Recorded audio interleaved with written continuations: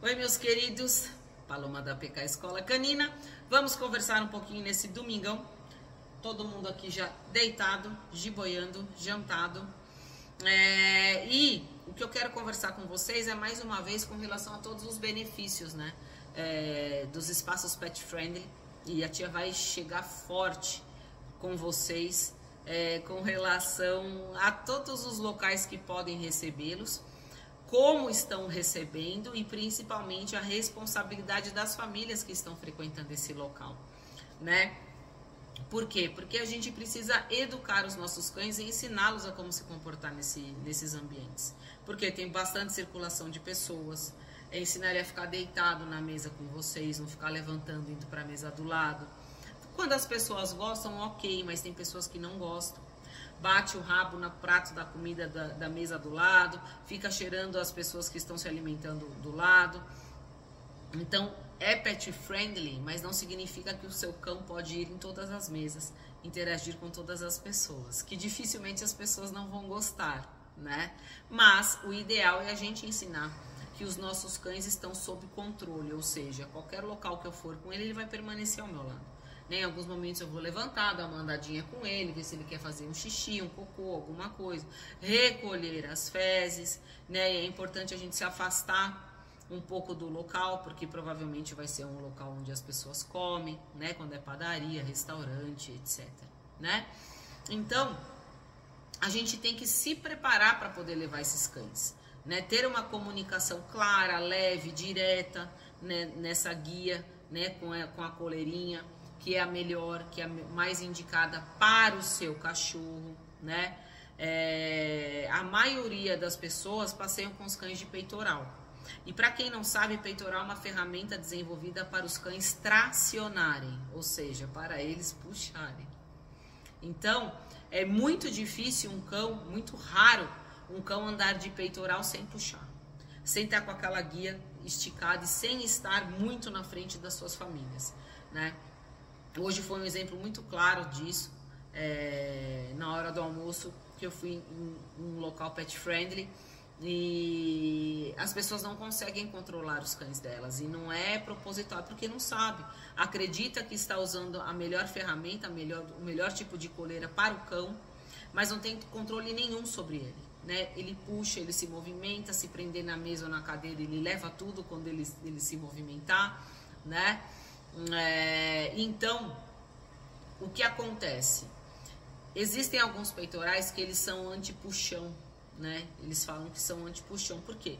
Porque ele pega na escápula do cachorro, ele pega no húmero do cachorro.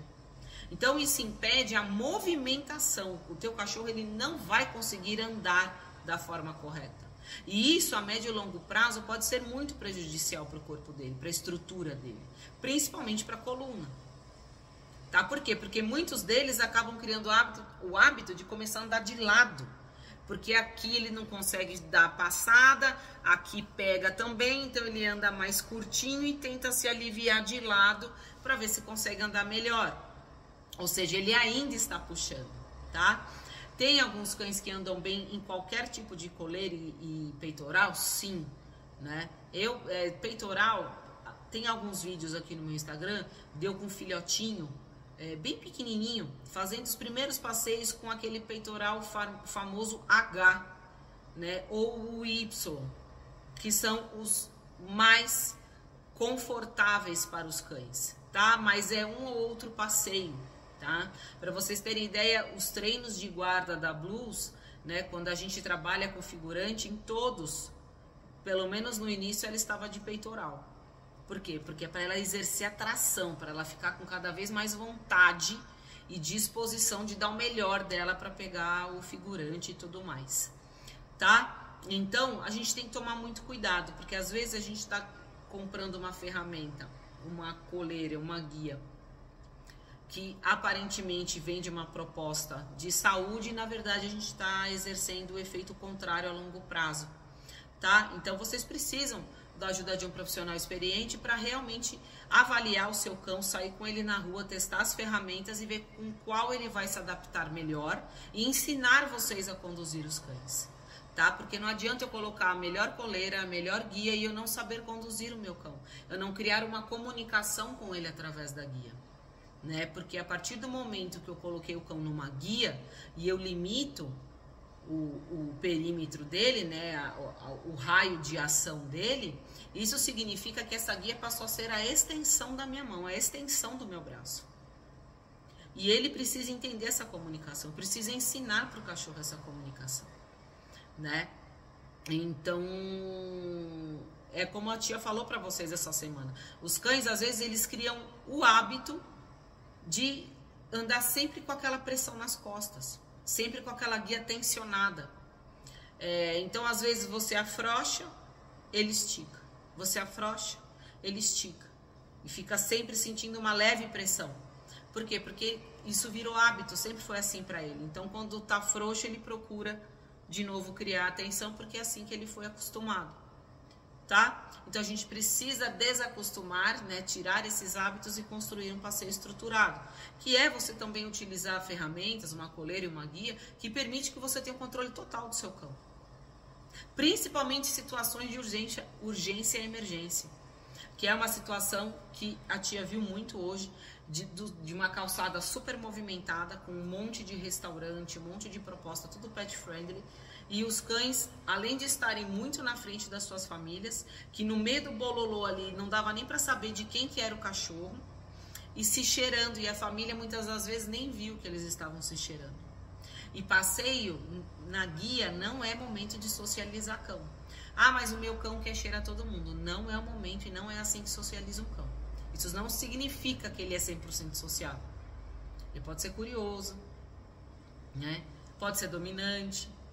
Então, assim, a gente tem que entender que existem momentos para tudo isso. E quando eu coloco o meu cão na guia, significa que ele vai para onde eu for. E eu vou estar conduzindo ele. Eu vou guiar ele. Eu vou dizer onde é para ele ir e onde não é para ele ir. Né? Ficar atento para ele não ficar pegando coisa do chão, né?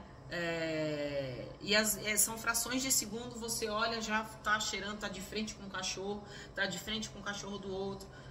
Então é perigoso, tá? A gente não conhece os outros cães, temperamento, se gosta, se não gosta. Até vocês perceberem se essa aproximação está sendo favorável para esses cães, para um ou para outro, às vezes rola um rosnado, rola um latido, rola uma beliscada. E às vezes num dia que vocês pegaram para tirar o dia de lazer, de passeio, curtir com a família, com os cães, acaba gerando um estresse de ter que ir para veterinário, de ter que dar remédio porque machucou, né? A boca do cachorro tem muita bactéria, né? Então, quando fura, rasga, vai precisar entrar com antibiótico, anti-inflamatório, né? Porque infecciona se não cuidar, tá? Então, é uma dor de cabeça que pode totalmente ser evitada, né? Fora do constrangimento da situação. Ai, meu cachorro nunca fez isso. Sempre tem a primeira vez. A gente está falando de predador na natureza, né?